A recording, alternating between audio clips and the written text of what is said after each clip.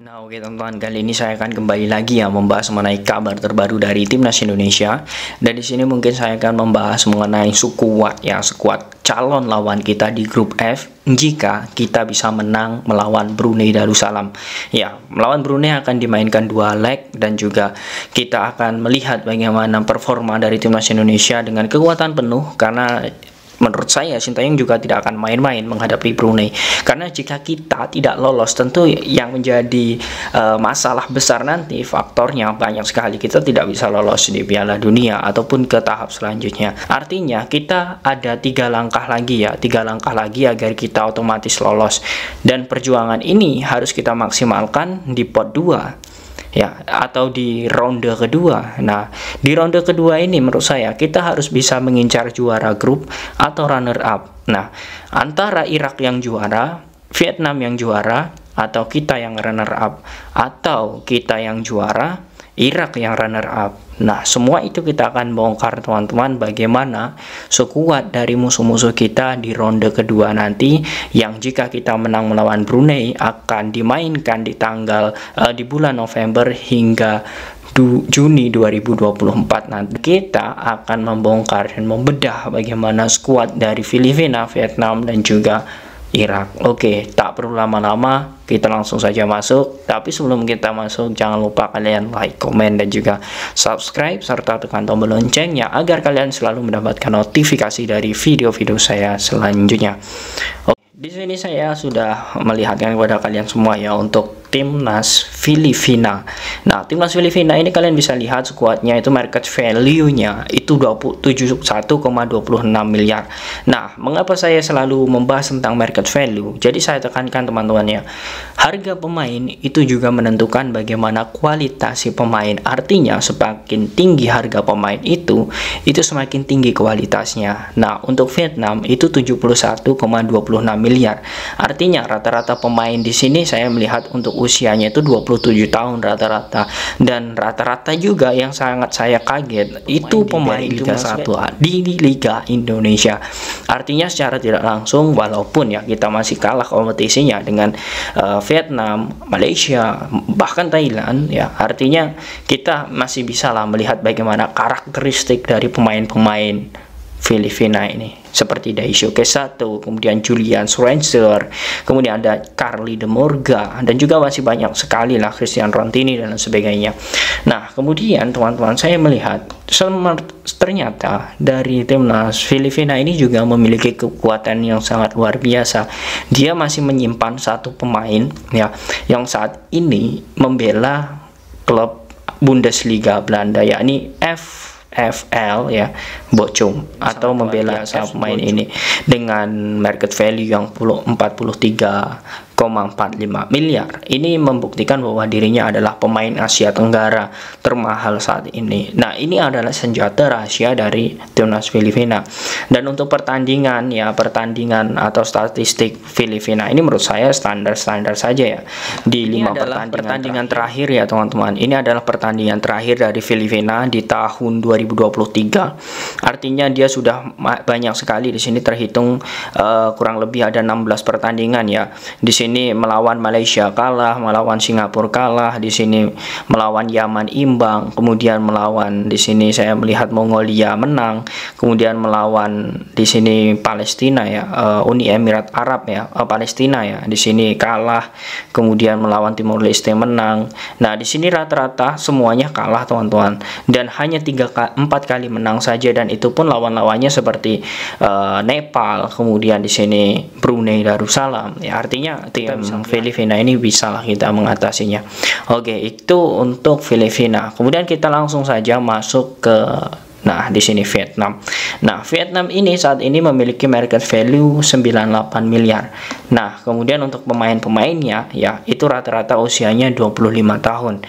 Kemudian saat ini berada di peringkat ya 95 FIFA, dan ya kita ketahui saat ini Vietnam ini ya menurut saya sedang bertransisi ya. Karena saya melihat untuk pemain abroad-nya atau pemain yang berada di luar negeri itu hanya 1. Dan itu pun saat ini ya kita ketahui masih bersyukur kita memiliki Asnawi yang selalu menjadi starting ataupun diturunkan di babak kedua. Nah, sementara ya kita ketahui di sini ada pemain Vietnam yang saat ini membela Seoul hanya ada satu. Jadi kita sangat bersyukur memiliki banyak pemain abroad yang saat ini berada di top ya, klub top Eropa, dan juga memang memiliki permainan bagus, diturunkan sebagai starter ataupun diturunkan menjadi pengganti. Dibanding ya, saya membandingkan di sini dengan pemain dari Vietnam, yakni Nguyen Van Tuan ya, yang saat ini membela Seoul Island, yang memang jarang sekali mendapatkan menit bermain. Artinya saya sangat bersyukur di sini untuk timnas Indonesia. Nah, oke, kemudian di sini kalian bisa lihat untuk market value 98,38 miliar. Kemudian di sini saya akan langsung saja melihat statistik ya, statistik atau pertandingan terakhir yang dimainkan oleh Vietnam. Nah, di sini saya melihat saat melawan Jepang ya, ini di tahun 2023 ya, saat melawan Jepang itu draw atau imbang, kemudian Afghanistan menang. Nah, di sini rekornya sangat bagus, menang, Singapura menang, kemudian India menang, kemudian Filipina menang, di sini melawan Laos menang, Malaysia menang, kemudian di sini Myanmar itu menang. Nah, ini Indonesia itu imbang ya, kita bisa mengimbangi itu di Piala AFF ya, ini di Piala AFF kemarin. Kemudian di sini lawan Indonesia di leg kedua Piala AFF menang ya, kemudian Thailand ya, kemudian di sini Thailand imbang dan juga kalah ya. Kemudian di sini melawan Hong Kong menang, dan yang terakhir melawan Syria itu menang.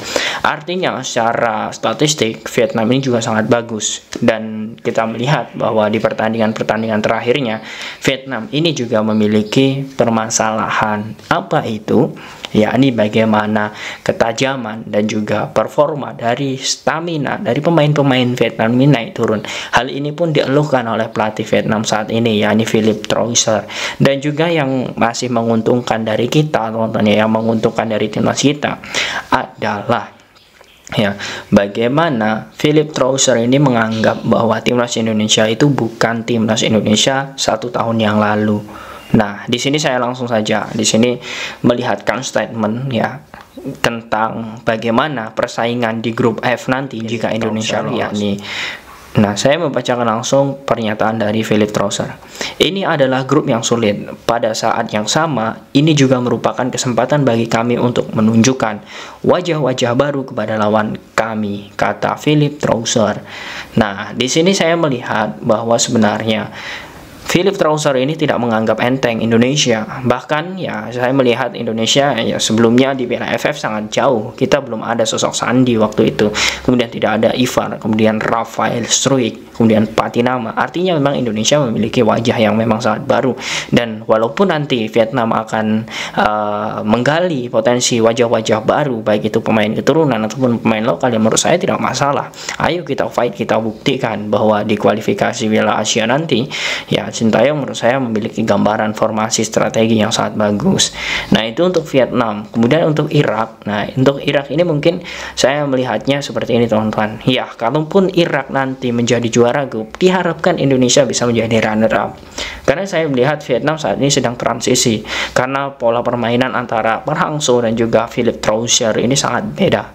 Itu faktor pertama. Kemudian untuk Irak, di sini saya melihat untuk pemain-pemain Irak ini ya, rata-rata itu usianya 26 tahun ya. Dan bahkan di sini saya melihat untuk pemain yang berada di luar negeri pun 3, teman-teman. Ada Zidane Iqbal, kemudian di sini ada pemain termahal ya, pemain termahal dari timnas Irak ya, yakni Kevin Jakob yang saat ini berada di Liga Denmark ya, bersama August GF ya, itu adalah klubnya. Dan juga satu lagi pemain yakni Ahmad Atwan yang saat ini membela Al Samal SC. Nah, artinya ya dengan beberapa pemain abroad tersebut ya, kita bisa melihat bagaimana nanti ya pemain-pemain tersebut apakah bisa setel atau tidak. Karena saya melihat untuk timnas Irak ini juga penurunan ya, menurut saya market value-nya itu sangat turun. Awalnya itu 300-an miliar ya, sekarang sekarang tinggal 2-2-7. Artinya dari segi kualitas permainan, pertandingan pun kita bisa melihat nantinya semoga Indonesia bisa mengimbangi atau bisa mengalahkan Irak ini. Dan menurut saya dengan pertandingan kita melawan Palestina itu bisa menjadi acuan, karena Irak ini di pot 2 ya bersama Palestina. Artinya dari segi permainan itu menurut saya juga mirip-mirip lah. Nah, oke.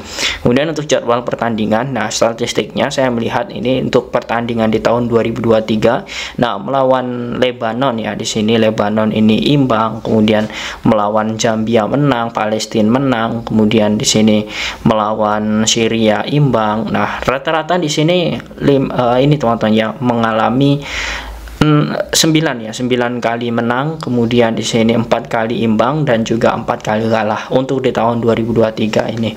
Ya, artinya ini masih standar ya untuk statistiknya dan memang sedikit bagus. Namun kita melihat di timnas Indonesia, teman-teman. Oke, nah di sini adalah timnas Indonesia. Nah, timnas Indonesia ini saat ini berada di posisi 150 FIFA dengan market value 157,74 ya. Kemudian di sini saya melihat untuk para pemain Indonesia itu rata-rata umurnya itu paling muda di antara tim-tim ini, yakni 24,7 tahun. Dan dengan hal ini saya melihat Indonesia full formasi ya, dan skuadnya itu sangat bagus karena kita sudah memiliki sosok Sandi, kemudian Shane Patinama ya, walaupun nanti kita tidak tahu apakah ada penambahan lagi tentang pemain-pemain diaspora. Yang jelas saat ini saya memberikan kisi-kisi pada semuanya ya, bahwa ada pemain yang saat ini sedang diurus tetapi PSSI diam-diam. Nah, mungkin nanti saya akan spill terus jika memang nanti sudah mulai mencuat ke publik seperti itu, teman-teman. Nah, kemudian untuk statistik timnas Indonesia ini juga sangat bagus, teman-teman. Saya melihat di sini. Oke, kita akan melihat terlebih dahulu jadwal pertandingan timnas Indonesia. Nah, dibanding 4 tim tersebut, teman-teman, Indonesia hanya kalah di sini melawan Yordania, kemudian imbang melawan Thailand ya, kemudian imbang melawan Vietnam, dan juga di sini hanya kalah lawan Vietnam waktu di Piala AFF, dan itu pun di kandang Vietnam, dan juga Argentina hanya 3 kali kalah, sisanya menang. Dan sudah kita bahas Filipina, Vietnam, dan juga Irak. Dari semua itu Indonesia memiliki pertandingan atau statistik yang sangat bagus sejak dilatih oleh Sintayong. Nah, dari sini teman-teman saya melihat sebenarnya Indonesia ini memiliki peluang yang sangat bagus untuk bisa bersaing nanti di grup F. Nah, mengapa saya selalu menjelaskan ini bergebu-gebu? Karena saya yakin sekali, teman-teman. Saya yakin sekali dengan kekuatan timnas Indonesia saat ini, kemudian bagaimana proses yang sudah dilakukan Sintayong ini, kita sedikit lagi untuk bisa masuk di Piala Dunia. Ya, walaupun proses itu masih panjang, namun saya yakin, percaya dengan proses yang dilakukan oleh Sintayong ini. Dan kita berharap dengan apa yang akan terjadi nanti, ya semoga saja kita sama-sama berharap dan berdoa semoga PSSI memperpanjang kontrak Sintayong. Karena semua ini tidak akan berhasil jika pelatih ini akan kembali ke nol lagi ya dengan pergantian pelatih. Menurut saya jangan dulu, karena ini adalah fakta, ini adalah detail ya, bagaimana kita melihat statistik ini, dan juga kita akan melihat persaingan di grup F ini. Nah, bagaimana menurut kalian dengan persaingan di grup F ini? Apakah kalian yakin timnas Indonesia mampu untuk bisa juara grup F nanti ya di ronde kedua ataupun di runner up? Silahkan kalian tulis di kolom komentar.